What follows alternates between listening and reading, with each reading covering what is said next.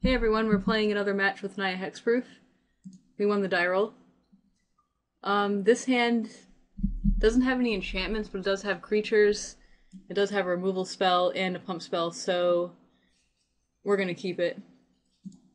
It's not the best hand, but it'll have to do. I wouldn't want to mulligan into a hand with no creatures, so we'll just keep this one. Me with this Glade Cover Scout. We also have a mountain for the Change of the Rocks, which is pretty important. If the land was like a temple or something, it might have been a worse keep. Alright, so we're playing against a red deck, and that makes Mana Confluence much worse, and we're going to be tapping it a lot, so... I think what I'm going to do is Ethereal Armor the guy and not attack. He won't be able to attack me, and he can't target it, and I'm not really winning the race with this Mana Confluence, so we're just going to play defense for now, and we'll play this land.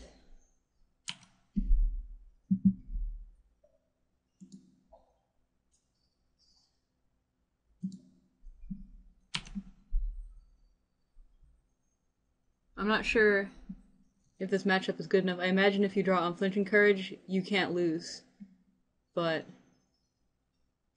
without it, it seems really tough. Alright, so he missed a land drop, so this is probably the boss Sligh deck, the 17 land deck. I still don't feel comfortable attacking here. So we're just going to pass the turn. We have a Selesnya Charm for more defense, and I don't mind playing the waiting game for now.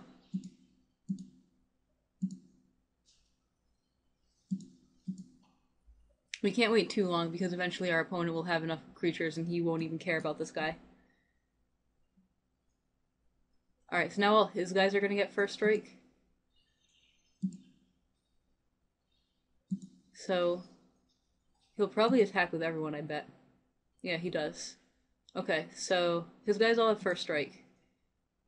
So we're gonna play the Selesnya Charm. Oh wait, that's the wrong mana.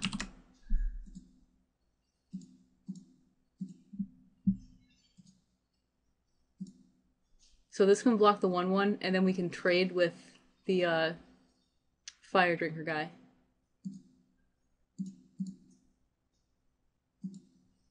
Oh, actually we can't block because tokens can't block. I always forget about that. Alright, so instead we'll just block like this and take 4.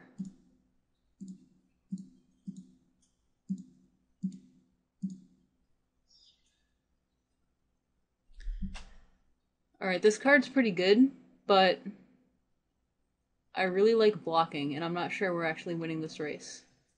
So maybe the best thing to do is to wait on this.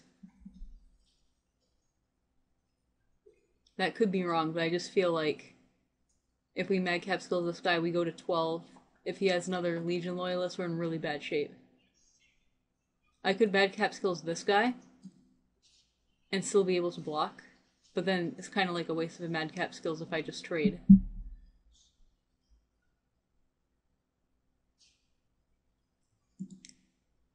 Alright, I'm gonna go for the aggressive plan here. I feel like the longer I wait, the bigger advantage my opponent has. So here we're attacking for 8, and this guy can at least still block unless he has Legion Loyalist. We also have a Chain to the Rocks, which pumps this guy and can remove one of his blockers, which is pretty good.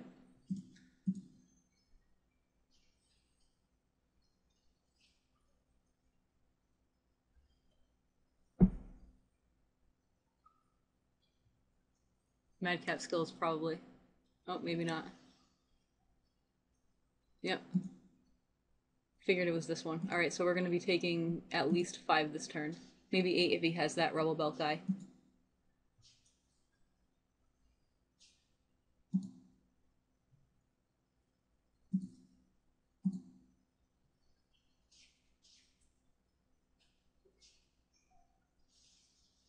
Okay, this one. Yep. Alright, so we're taking 8, but we can actually win on our turn because we have 8 damage and a Boros Charm.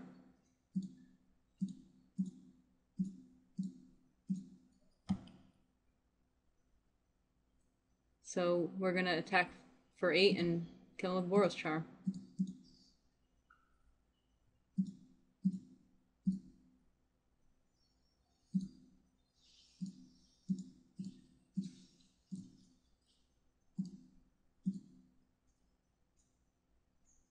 It doesn't feel like we're the aggro deck in this matchup, but maybe we are.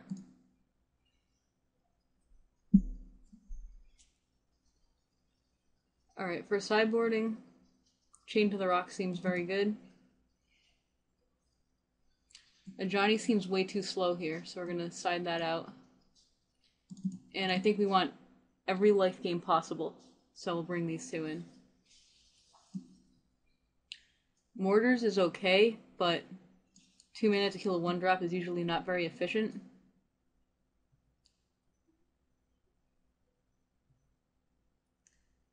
But I'm not really too sure what else to take out. Actually, I'm going to cut the Celestia Charms, because the 2/2 doesn't block a lot of things, and it's just kind of slow, and we usually don't need a pump spell. This voice could be okay, but we already have 2, and I don't really want to cut anything else for it. I think the Boros Charms are good because sometimes you need to race and finish them off, so I'm not going to cut those. And Double Strike plus Lifelink is kind of insane, so we'll just play it like this and see what happens.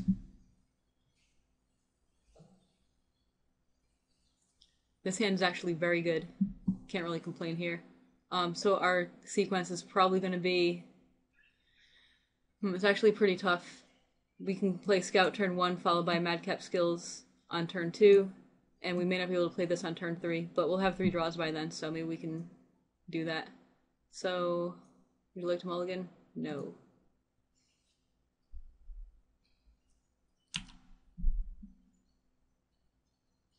I don't think our opponent has any way to deal with this card.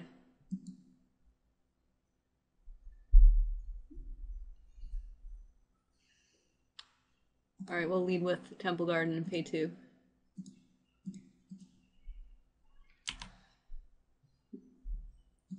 Hopefully we draw another land that isn't a temple.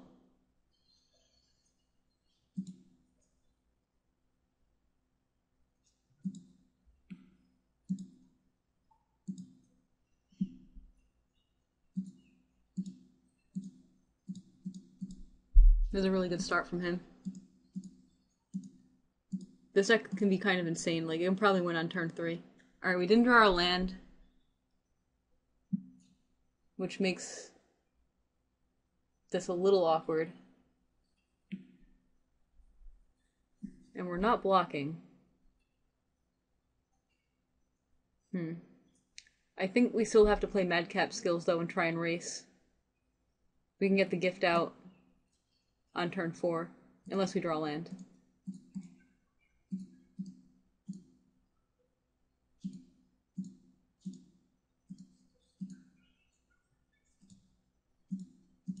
So we just have to survive to turn 4.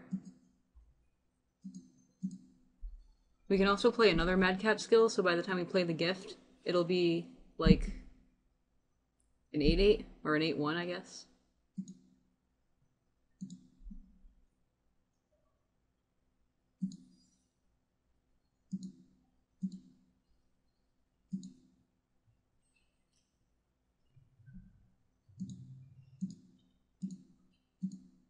Alright, it's looking pretty bad right now. That's not going to do anything. I'm pretty sure we're just dead here. Can't block this Crusader unless we throw away our Madcap Skills guy.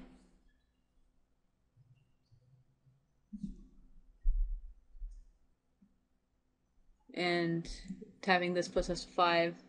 So yeah, we're dead.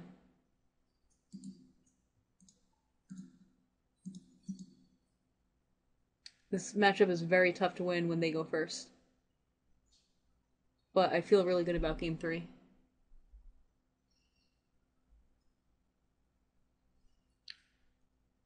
I don't think I'm going to sideboard anything here. I think we're fine.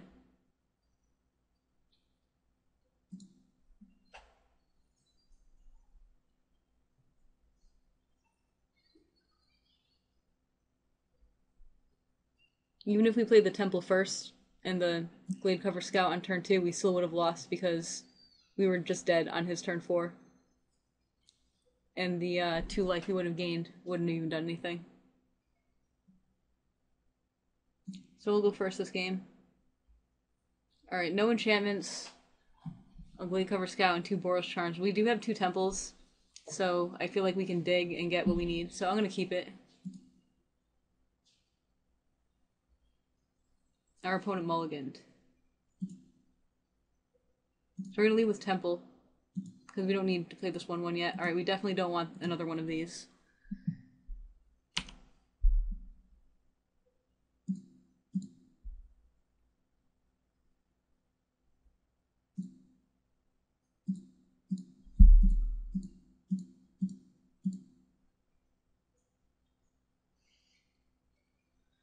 Alright, we're going to play the Glade Cover Scout and a Temple, and then on turn 3 we're going to play the Witch Stalker.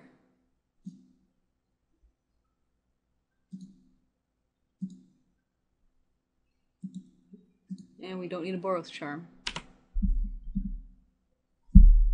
I'm totally fine with blocking this guy. Unless he has Madcap skills, or Titan Strength. I guess that'll do it.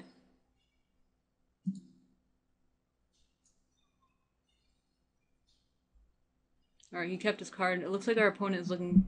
Oh, he did that on his upkeep, so he probably put a land on top.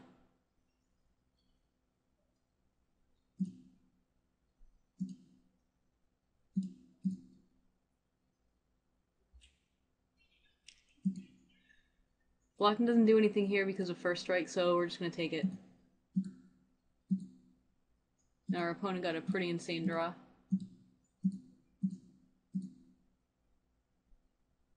Definitely did not need one of these. Alright, we're just going to attack and play the Witch Stalker.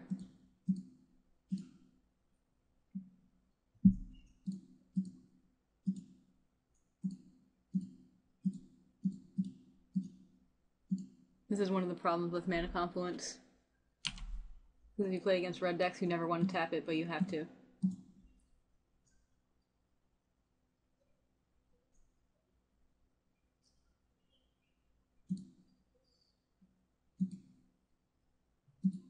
So we're going to be taking 6 here.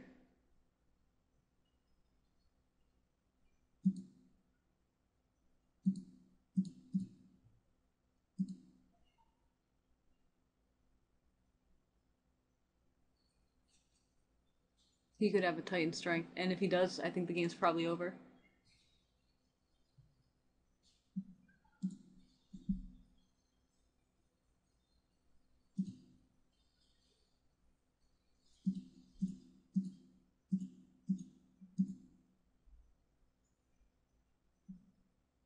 Alright, that's not going to do it.